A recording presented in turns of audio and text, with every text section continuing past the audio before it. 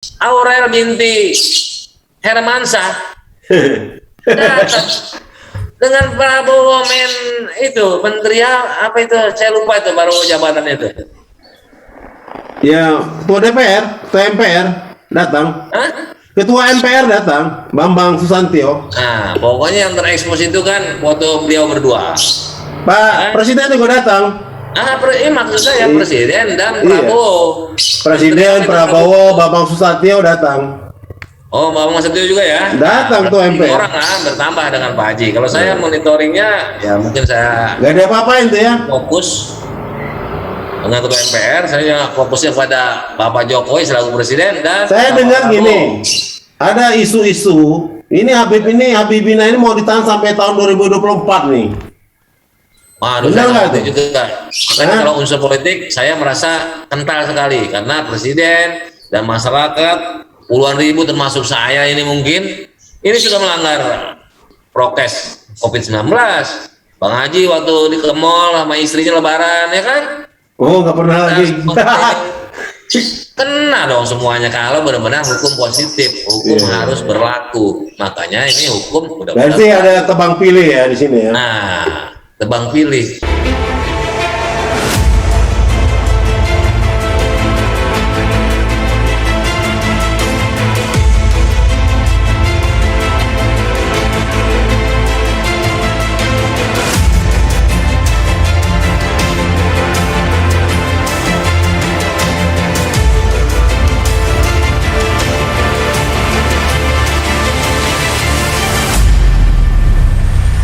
Assalamualaikum warahmatullahi wabarakatuh. Salam sejahtera buat kita semua. Jumpa kembali di Herman Kari Channel. Kali ini kami akan mengupas lanjutan tentang penahanan Habib Rizik Syihab yang dilakukan oleh Wakil Ketua Pengadilan Tinggi Jakarta. Yang mana penahanan ini dirasa ada tindakan hukum yang semena-mena dilakukan oleh Pengadilan Tinggi Jakarta. Banyak pakar sudah berkomentar, para ahli hukum sudah komentar, tapi Pengadilan Tinggi tidak pernah mau menggubris komentar-komentar orang ini. Komentar-komentar para petinggi dan para ahli hukum ini didiamkan saja oleh Pengadilan Tinggi, terutama oleh Mahkamah Agung. Semacam ada pembiaran pelanggaran hukum yang dilakukan oleh Pengadilan Tinggi Jakarta terhadap Habib Rizik Syihab. Nah, kali ini di hadapan saya telah ada seorang praktisi hukum, Damai Hari Lubis. Beliau ini adalah Mujahid 212, Sekjen, pembela ulama dan aktivis. Beliau adalah advokat senior KAI. Beliau juga seorang dosen, pernah menjadi pengacara Habib Rizik Syihab tempo hari. Di mana-mana beliau selalu kritis terhadap penguasa, terhadap penegakan hukum yang semena-mena terhadap Habib Rizik Syihab. Pak Damai, Assalamualaikum warahmatullahi wabarakatuh. Waalaikumsalam warahmatullahi wabarakatuh. Bang Haji Sehat ya? Herman Kadir, Sehat. ex Pak Damai sehat anggota ya? DPR RI dari PAN. Sehat nih kan? Alhamdulillah kena sehat, COVID kan? Haji. Mudah-mudahan semua Bang Haji, keluarga, Amin. kawan-kawan Mantap. kita, Presiden KAI, Sekjen dan lain-lain. Ya, selalu semua sehat. mudah-mudahan para pengurus DPP KAI insya Allah sehat semua. Walaupun ada sebagian teman-teman yang kena COVID-19. Jadi ya itu alhamdulillah udah pada sembuh. Nah begini Pak Damai Hari Lubis. Di dalam KUHP mulai dari pasal 24 sampai 27 itu tentang masa penahanan itu sudah sangat jelas ya. Jadi Habibina itu pada pemeriksaan di kepolisian sudah dilakukan penahanan yang dilakukan oleh pihak kepolisian pertama 20 hari diperpanjang sampai 40 hari ya. Terus dilakukan lagi oleh penahanan pihak kejaksaan itu dari 20 hari diperpanjang lagi 30 hari. Nah, sampai akhirnya itu penahanan oleh Majelis Hakim Pengadilan Negeri Jakarta Timur dari 30 hari dipanjang 60 hari. Nah, ini kan dilalah. Di dalam vonis atau putusan Pengadilan Negeri Jakarta Timur itu hakim itu tidak menyatakan bahwa Habib Imam Besar Habib Rizik Syihab tetap ditahan atau ditahan rumah tahanan negara ataupun dibebaskan, sehingga ending perkara ini di dalam putusan akhir persidangan di Pengadilan Jawa Timur sama sekali tidak menyatakan itu Habibina tidak tetap ditahan maupun ditahan rumah tahanan negara maupun dilepaskan. Di sini ada kekeliruan oleh majelis hakim Pengadilan Negeri Jakarta Timur itu terhadap putusan ini. Nah, yang mengagetkan kita, seharusnya kan masa tahan Habib Bina ini kan harusnya bebas demi hukum, secara hukum kan, secara ilmu hukum acara pidana itu harus bebas demi hukum.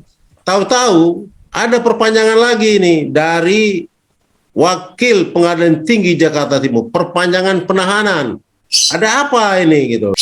Nah, saya kemarin sempat membaca tulisan saudaraku Damai Harilubis yang begitu, menurut aku begitu lengkap, padat gitu ya.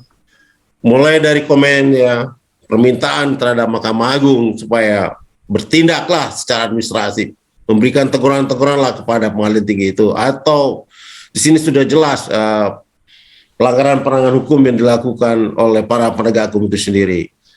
Nah, gimana komentar Pak Damai masalah perpanjangan penahanan yang dilakukan oleh Pengadilan Tinggi ini? Silakan Pak Damai. Terima kasih Bang Haji Herman, senior KAI yang sekarang mungkin sepertinya salah satu kegiatannya selain mengajar di MPR, juga YouTuber kayaknya nih. Alhamdulillah, YouTuber juga demi perjuangan penegakan hukum sesuai fungsi advokat pasal 5, tentunya boleh-boleh saja karena isinya adalah pendapat hukum. Dan memang Bang Herman ini adalah ahli hukum. Itu sudah bisa dipastikan. Selain pejuang, advokat juga pengikut daripada pahlawan advokat Bapak almarhum Indra Sanul Lubis. Ya, beliau adalah kakanda kita. Idola kita semua. Mental kita memang dididik oleh beliau untuk sebagai pejuang. Jadi begini, Bang Haji.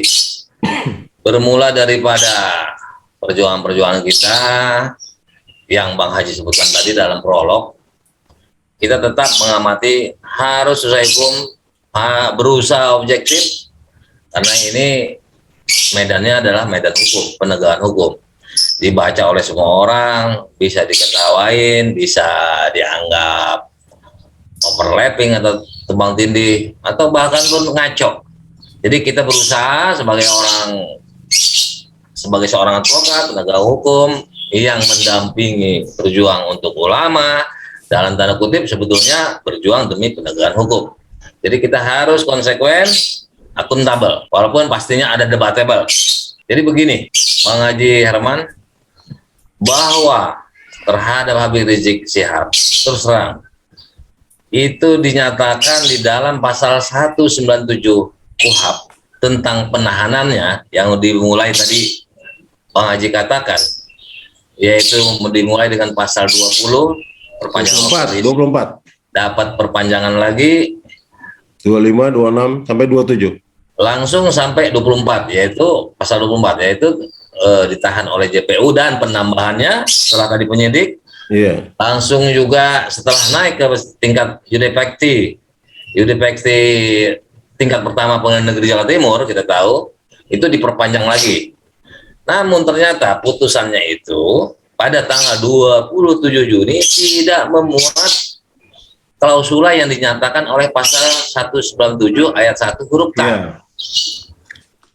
Namun ternyata ada dari masyarakat sebagai pembandingnya, ada dari salah seorang masyarakat pemerhati penegakan hukum atau masyarakat hukum melakukan judicial review atau uji material kepada pasal tersebut, yaitu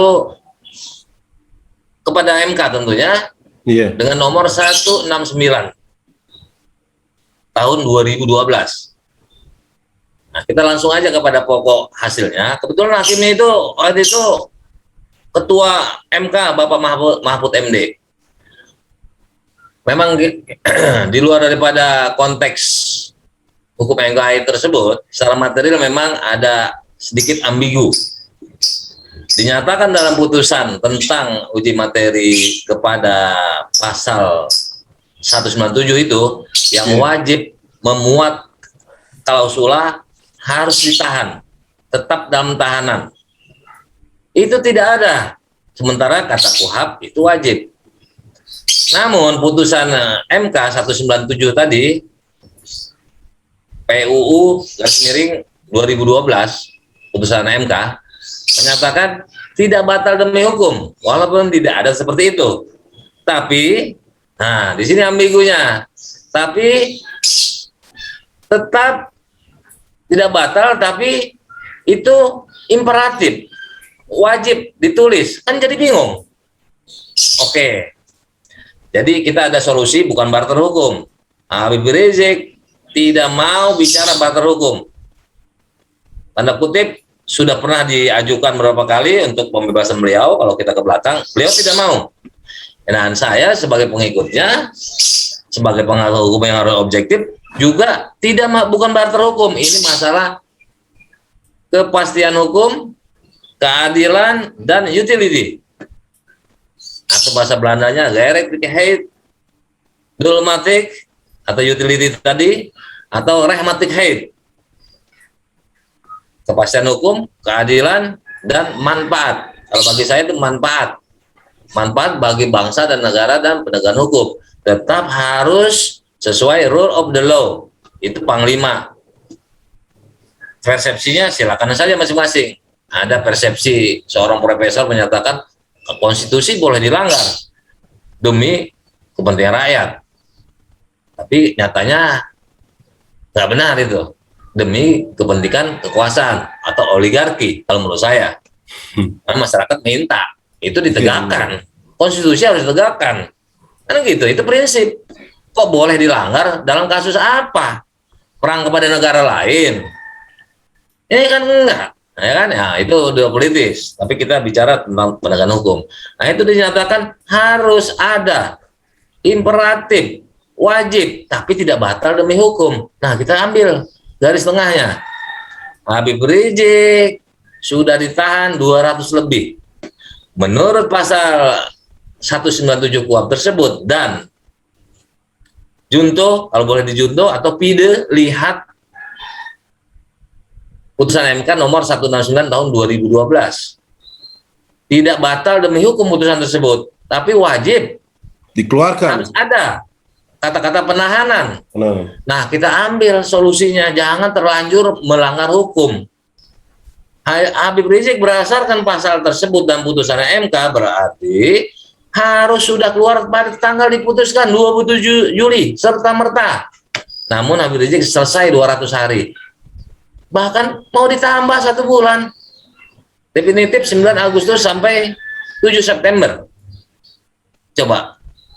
Nah, sudahlah. Sudah terlanjur salah atau terlanjur melanggar. Saya minta kepada Mahkamah Agung harus turun tangan. Bukan Mahkamah Agung menjadi penonton tentang kemelut daripada jurispraktik pengadilan tingkat pertama, pengadilan tinggi yang melanjutkan hukuman tambahan tersebut. Maksudnya tahanan penambahan tersebut. Jadi konteksnya ini bukan masalah itu karena ada banding. Ada kawan, kebetulan juga senior hukum, kita nggak sebutkan namanya, menyatakan itu karena ada banding wajib proses berdasarkan pasal sekian KUHP. Ini permasalahannya bukan masalah banding, putusan yang mengacu kepada KUHP 197 maupun putusan MK 169 yang ketuanya saat itu majelisnya adalah Bapak Mahfud MD yang isinya tersebut tidak batal demi hukum seperti 197. Namun seperti itu tadi yang dikatakan harus ada, tidak cacat hukum tapi harus ada. Kalau harus kan apa lawannya? Batal. Tapi tidak cacat. Itulah pendapat Mahfud MD. kita urai di situ. Sehingga beliau harusnya putus tanggal 27 bulan Juni harus sudah keluar serta merta. Nah, ini penambahan ini melanggar hak asasi manusia. Selain melanggar tadi KUHP dan putusan MK juga melanggar hak asasi manusia. Nah, win-win solusi lah, manusia memang harusnya dibawa peradilan etik ini ya.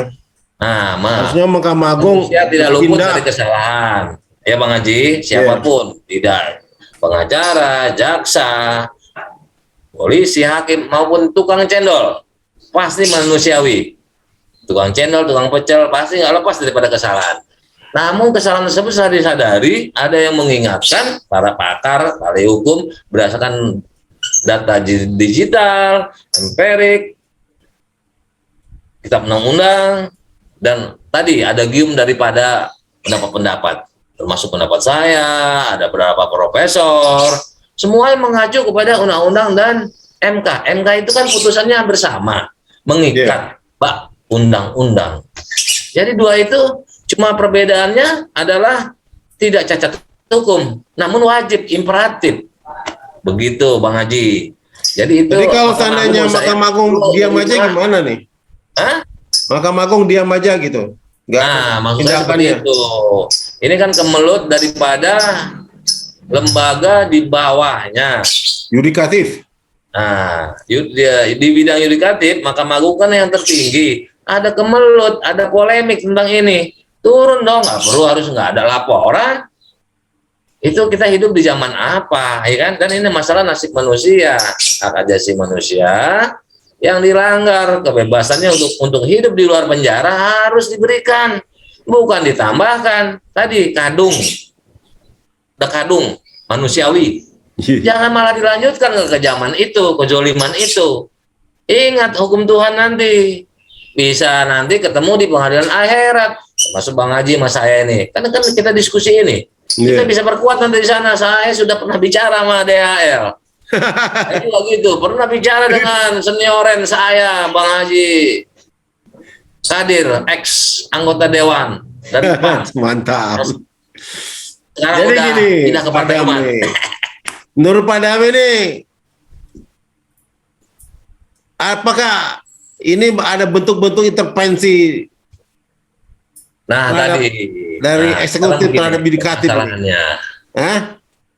Ini permasalahannya sensitif. Masalah ada problem di sini. Ada rekayasa yang ingin menghitung lama harinya Habib Rizik ditahan itu bukan pada tanggal 9 Desember. Padahal jejak digital, empirik, kita bisa baca bahwa Habib Rizik beberapa tuntutan akan dikenakan. Masa ditangkap sekarang, dicari-cari, oh kalau yang ini tanggal sekian, itu kan juga nggak adil. Apakah ini ada misi tertentu? Tadi ya sesuai pertanyaan, adakah politik? Kalau politik itu seperti itu, politik itu kan harus tetap di bawah hukum, di bawah kontrol hukum. Bukan berarti politik itu bebas, tetap patuh kepada hukum, supremasi hukum.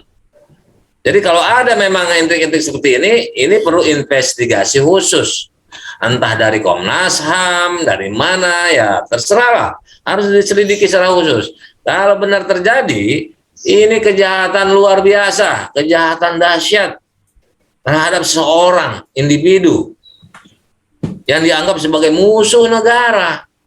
Dan sebaliknya, kalau kejahatan itu benar bisa terjadi, itu state of crime, kejahatan dilakukan oleh negara. Dan tragisnya dilakukan turut serta atau dalaming penyertaan malah hakim wakil Tuhan di muka bumi yang kita agungkan. Nah, makanya menghilangkan kesan-kesan itu bahwa mahkamah ikut serta dalam mempolitisir atau mau ikut atau tadi keliru atau kurang tanggap, menghilangkan kesan itu semua, cobalah tidak melaksanakan atau melanjutkan perbuatan zalim. Yang kita harapkan adalah patuh kepada undang-undang. Yudik fakti itu adalah di bawah Mahkamah Agung, tingkat kasasi. Jangan sampai blunder berkelanjutan. Itu loh.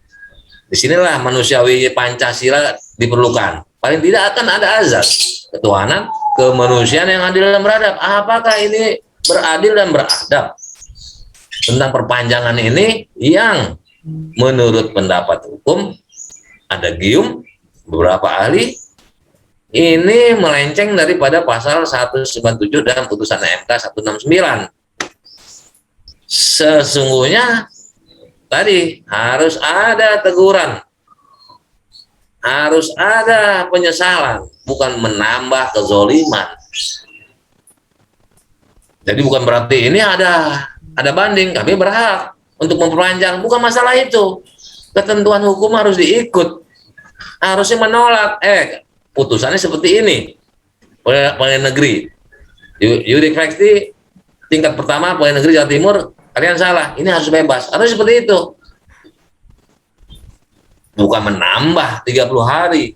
Iya. Itu menurut pendapat hukum saya, Bang Haji. Iya, memang itu udah kesalahan fatal itu, Bang Tinggi. Apalagi ini ditandatangani oleh. Dan ingat Bang Haji, kasus yang dituduhkan ini pada pokok materi pertamanya adalah prokes. Prokes itu kan hukum mudah-mudahan berlaku. Kalau memang harus berlaku, ius consistum, hukum yang harus berlaku. Ini berapa orang, ratus ribu orang harus dipenjara. Masa kalau undang-undang prokes itu jelas, ancam maksimal cuma 1 tahun kok. Nah, Denda 100 juta. Itu aja, denda udah dibayar Habib Rizik kok. bayar 50 juta dipulangin dong uangnya Maksimal dong. 1 tahun. Masa dihukum juga. Itu yang aneh buat saya, itu ada hukuman 4 tahun itu aneh buat saya itu. Melebihi kasus korupsi ada yang 3 Iya. tahun setengah, ada yang 3 tahun, ada yang nggak dikejar-kejar, ada yang dilarang oleh KPK katanya. Menurut media itu Harun Masiku itu ada larangan dari KPK khusus untuk red notice. Saya nggak ngerti. Nah, apakah nggak benar ini berita? Kalau nggak benar ya harusnya ada ini dong, ada proses hukum. Saya nggak ngerti. Kok kasus korupsi, kasus luar biasa, tuntutannya seperti itu, vonisnya, prokes 4 tahun. Ini kan ada pernyataan. Ini ada ius constituendum, hukum yang mudah-mudahan berlaku, cita-cita hukum, seperti bayar pajak kulkas, TV, pajak mobil, nggak ditangkap orangnya, nggak bayar pajak, cuma mobilnya tidak boleh bergerak, boleh di dalam rumah. Orangnya nggak ditangkap, mobilnya nggak disita, itu ius constituendum. Nah, makanya orang di pasar-pasar, di mall, termasuk Presiden Jokowi sendiri melanggar berapa kali. Nggak ada proses hukum. Nah, keblinger kan kalau dinyatakan demi kepentingan umum konstitusi boleh dilanggar. Di sini kan ada pernyataan Pak Damai nih yang menyatakan patut dinyatakan secara hukum terkait pelanggaran pada poin kedua ini. Selain Pengadilan Tinggi Jakarta juga melanggar hukum, maka penyidik Polri dan JPU serta Pengadilan Negeri Majelis Hakim Jakarta Timur juga telah melanggar atau setidaknya menyepelekan makna penting prinsip hukum praduga tak bersalah. Oleh sebab masih ada tingkatan hak terdakwa untuk banding pada judek pakti pengadilan tingkat pertama di atas setelahnya, juga judek pakti pada tingkat kasasi di Mahkamah Agung, termasuk hazening atau peninjauan kembali PK, agar putusan judek pakti diharapkan oleh pemohon kasasi atau pemohon PK dapat diubah oleh judek juris lalu menjadi inkrah atau berkekuatan hukum tetap. Ini maksudnya gimana nih? Jadi begini Bang Haji,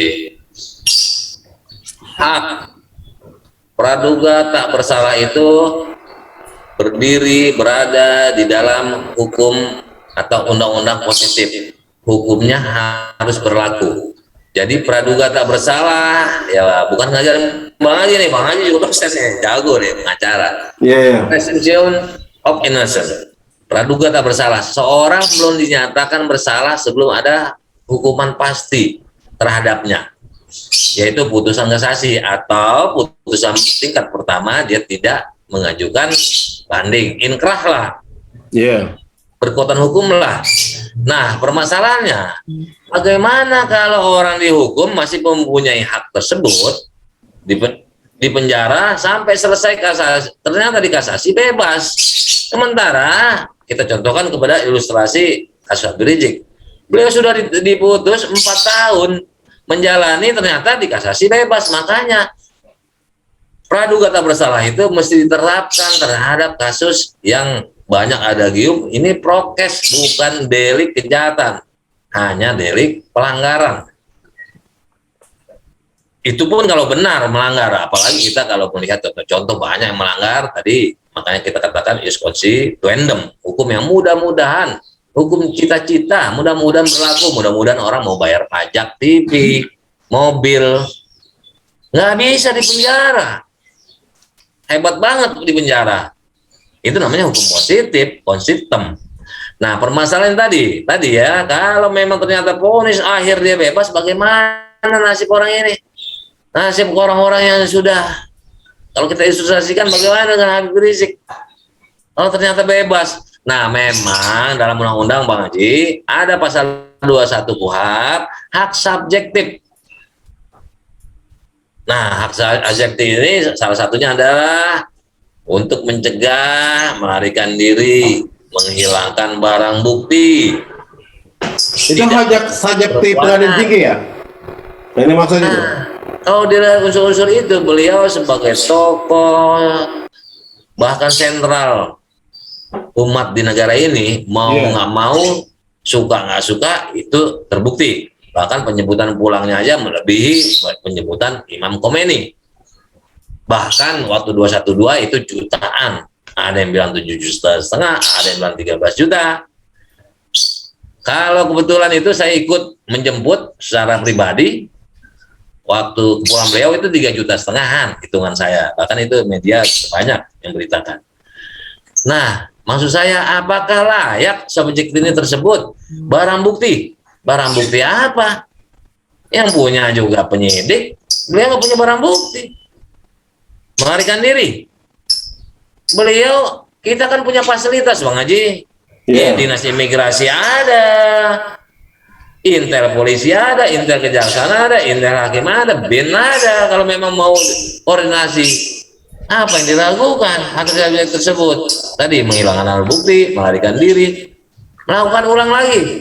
Tentunya beliau sudah seperti ini ya sudah hati-hati. Insya Allah dengan nama besar yang disandang. Jadi dari mana subjektifnya? Apalagi sudah ditahan tadi. Win-win solusi sebagai manusia yang hilang, bukan barter. 200 lebih sudah hari, harusnya 27 Juni. Itu sebelum 200 hari harusnya sudah beliau dilepaskan demi kepastian hukum. Nah, di sini ada juga pendapat Pak Damai masalah adanya pelanggaran HAM. Nah, bisa dijelaskan tuh apa yang dimaksud dengan pelanggaran HAM ini?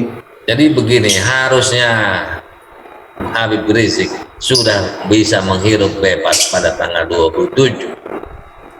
Beliau ditahan sampai sekarang nggak keluar. Kalau kasus yang pertama kedua dengan sistem hukum yang ada, dengan pemotongan, lama penahanan, beliau sudah selesai.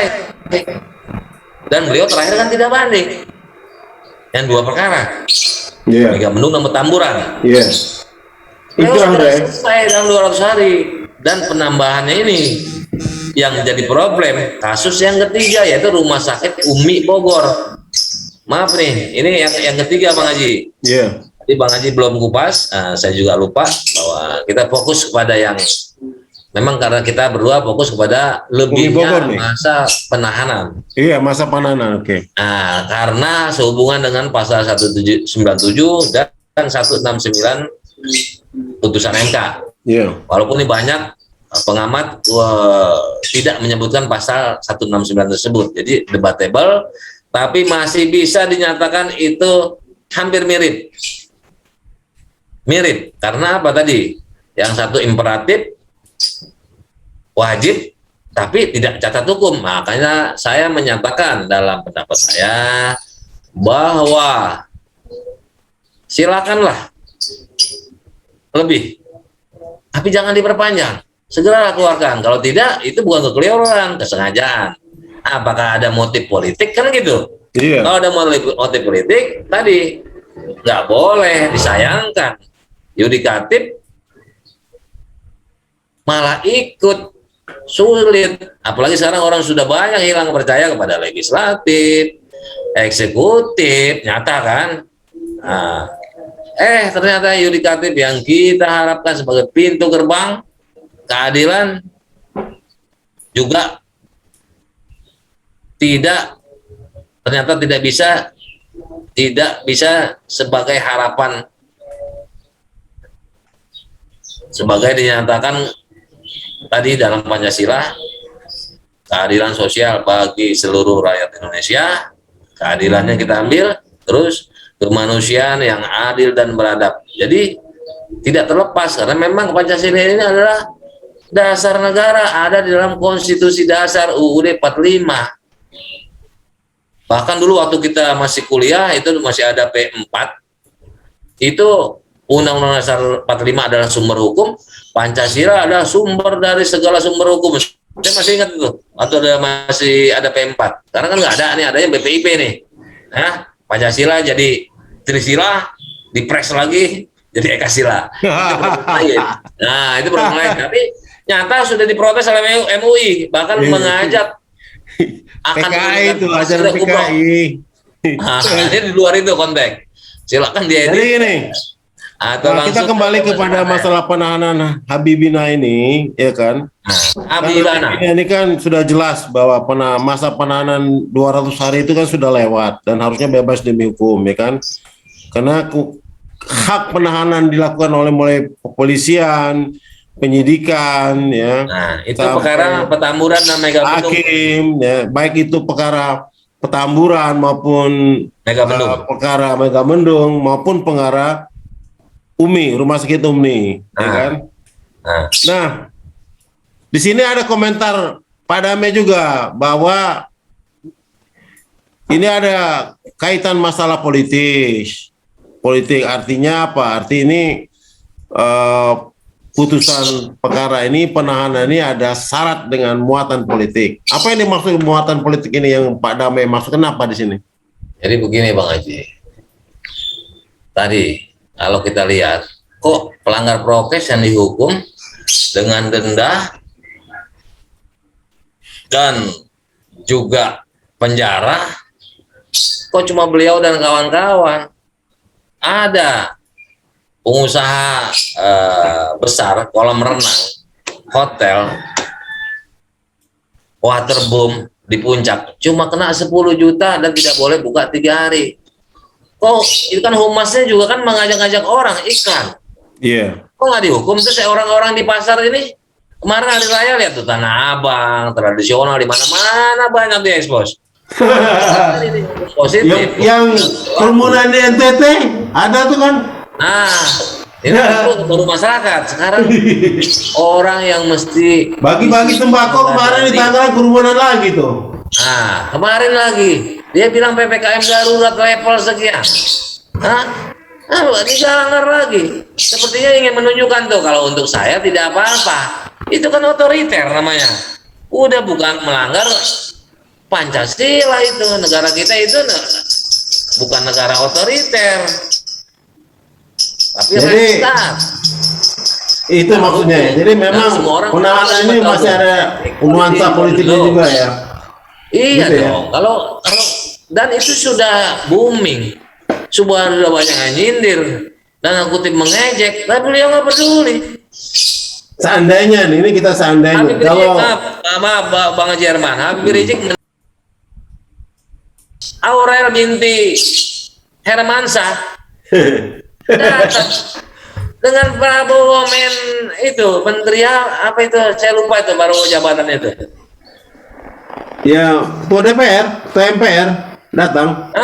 Ketua MPR datang, Bambang Susantyo. Nah, pokoknya yang terekspos itu kan foto beliau berdua. Pak Presiden juga datang. Maksud saya Presiden dan Prabowo. Presiden, Prabowo, Bambang Susatyo datang.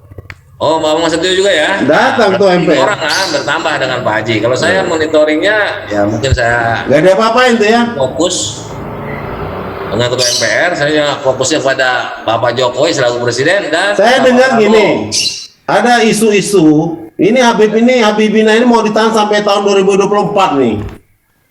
Waduh, Benar saya nggak ngerti tuh? juga. Makanya kalau unsur politik saya merasa kental sekali karena presiden dan masyarakat puluhan ribu termasuk saya ini mungkin ini sudah melanggar prokes COVID-19. Bang Haji waktu di ke mall sama istrinya lebaran ya kan? Oh, nggak pernah lagi. Kena dong semuanya kalau benar-benar hukum positif, hukum Iya. harus berlaku. Makanya ini hukum udah Berarti ada tebang pilih ya di sini ya. Nah, tebang pilih. Kenapa ini dikenakan ke khusus kepada beliau? Iya. Ini kan Petinggi kental. negara lainnya nggak kena ya. Artinya kalau punya malu, pemerintah kita lempar handuk, ekonomi nyungsep, penegakan hukum kacau balau. Kalau pendapat saya tidak meroket ekonomi, penegakan hukum kacau balau. Ya ini salah satunya.